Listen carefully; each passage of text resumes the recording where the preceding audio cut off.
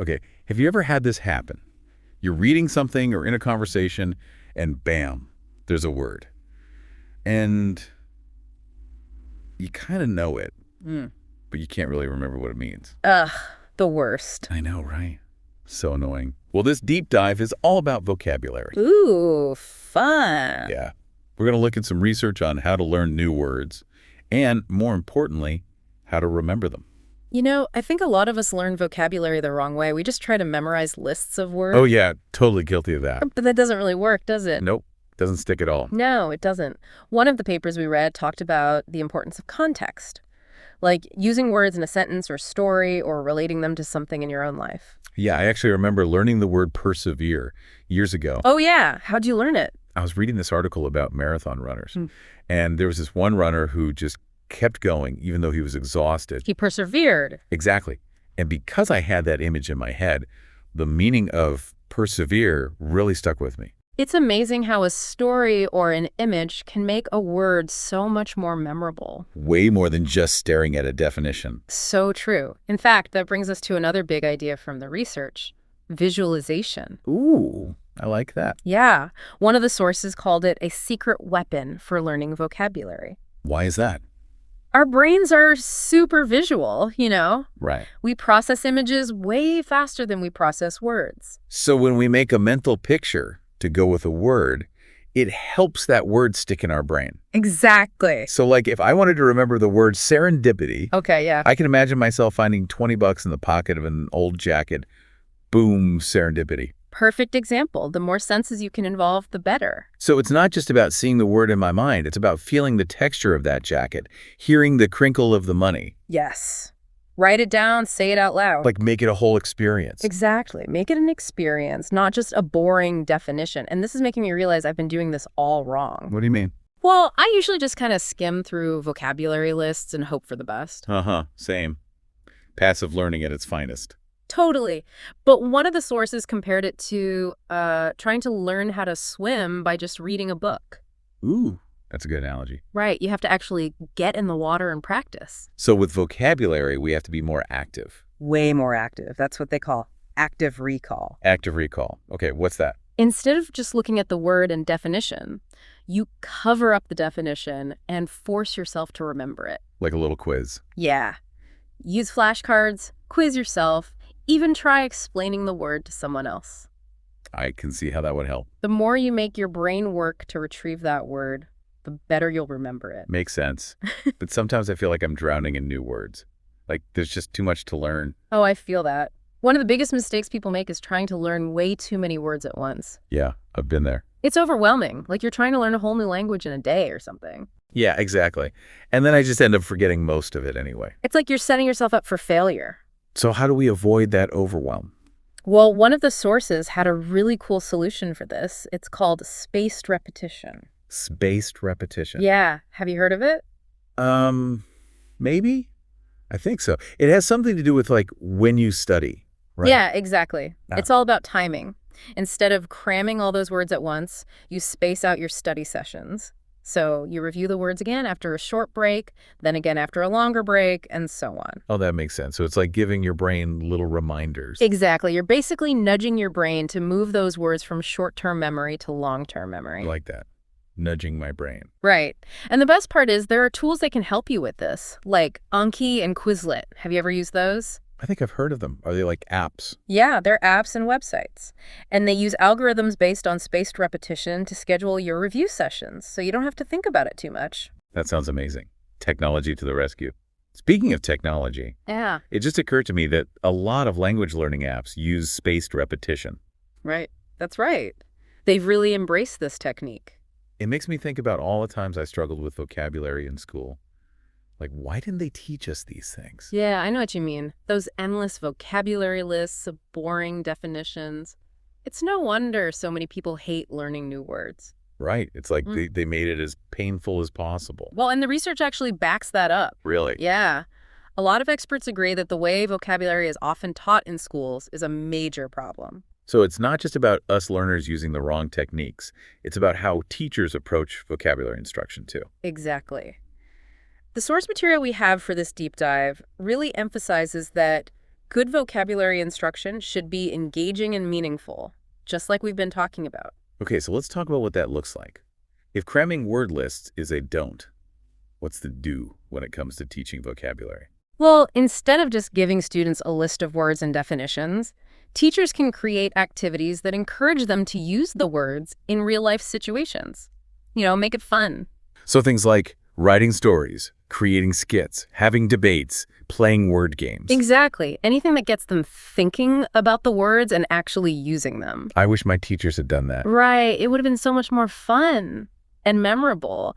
And we can't forget about visuals. Those are super important too. Oh yeah, that secret weapon. Right. Teachers can use pictures, diagrams, even real objects to help students create those vivid mental images we were talking about. Ooh, I love that. Yeah.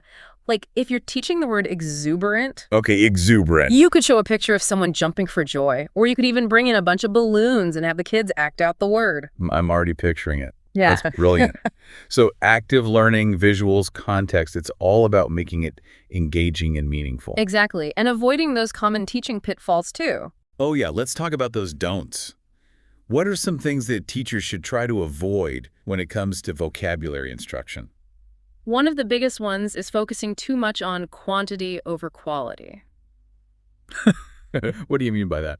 Well, it's tempting to try to cover as many words as possible, but that can backfire. If you overload students with too much information, it just won't stick. Right, it's like that saying less is more.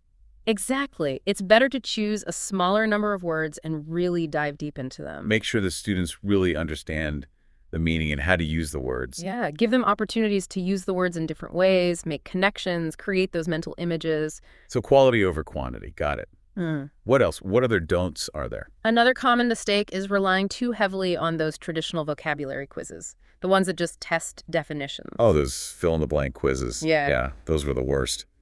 But knowing the definition is important, isn't it? Well, it is part of it, but the goal is to help students become fluent users of language. And that goes beyond just knowing what a word means in isolation. So how do we assess vocabulary knowledge in a more meaningful way? If those definition quizzes aren't the answer.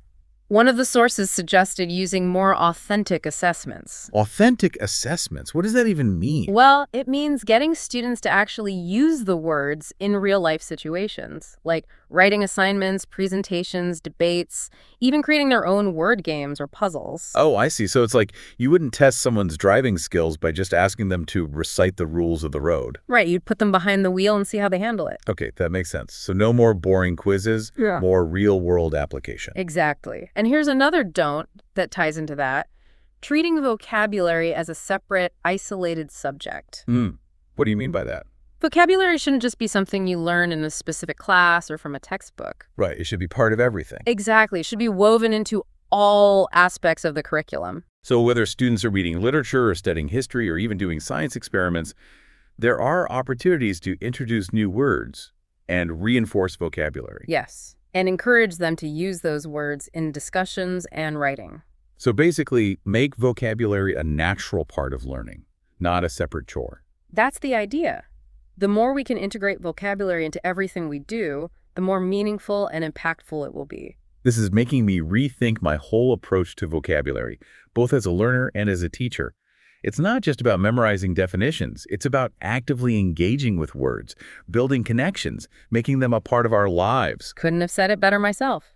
But let's not forget about those bad habits we were going to talk about. The things that a lot of learners do that actually make it harder to remember new words. Oh yeah, those pesky bad habits. Let's expose them and see if we can finally break free.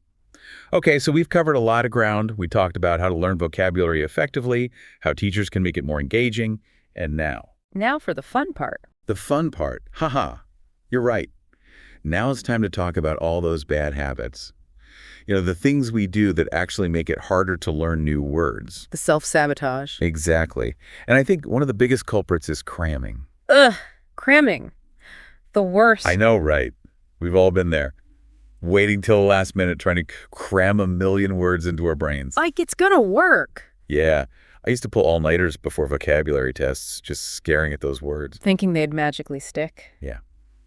But it never worked, of course. Well, and the research shows why cramming just doesn't work. It might get you through that one test, but you're going to forget everything almost immediately. Because our brains just can't process that much information that quickly. Right. It's like imagine trying to build a house of cards in a windstorm. Oh, that's a good one. So cramming is like the opposite of spaced repetition. Exactly. Instead of giving your brain time to make connections, you're just overloading it. Okay, so no cramming. What else? Yeah. What other bad habits should we avoid? Another big one is relying too much on translations. Really? I do that all the time. What's wrong with translations? Well, translations can be helpful sometimes, but the problem is they're not always accurate. What do you mean? Well, words have all these subtle nuances and connotations that often get lost in translation. Oh, right.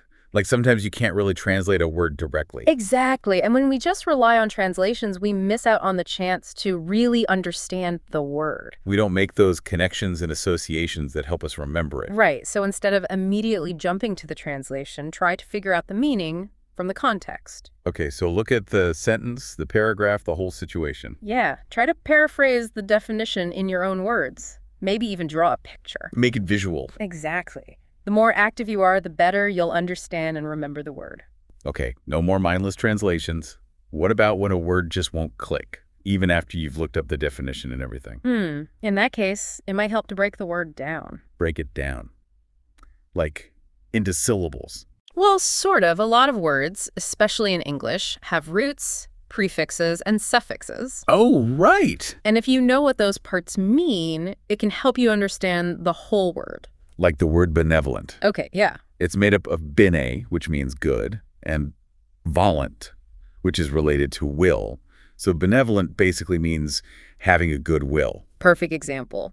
So once I understood the parts, the whole word made sense. Exactly. It's like solving a little puzzle. I like that.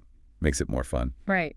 And speaking of things we forget, another bad habit is neglecting to review. Ugh, tell me about it. I am so guilty of that. We learn all these new words and then we just forget to review them. It's like my brain hits the delete button. Yeah. And then we have to start all over again. So how do we make sure we don't forget? Well, remember those spaced repetition tools we talked about? Those can be really helpful for scheduling your reviews, but even if you're not using an app, just make a point of reviewing your vocabulary regularly. Like set aside some time each day to look over your notes or make flashcards. Exactly. It doesn't have to be a big time commitment. Even just a few minutes here and there can make a big difference.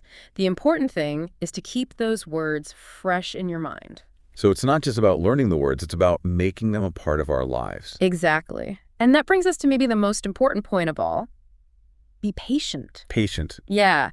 Learning vocabulary takes time and effort. It's a marathon, not a sprint. Exactly. Don't get discouraged if you don't see results immediately. Just keep practicing, keep reviewing, keep having fun with it. I love that. It's a journey, not a destination. Hmm. Well, this has been an amazing deep dive. We talked about so many great strategies for learning and teaching vocabulary. We did. And we busted some bad habits along the way. Always good to expose those. So to wrap things up, remember, no cramming, be wary of translation,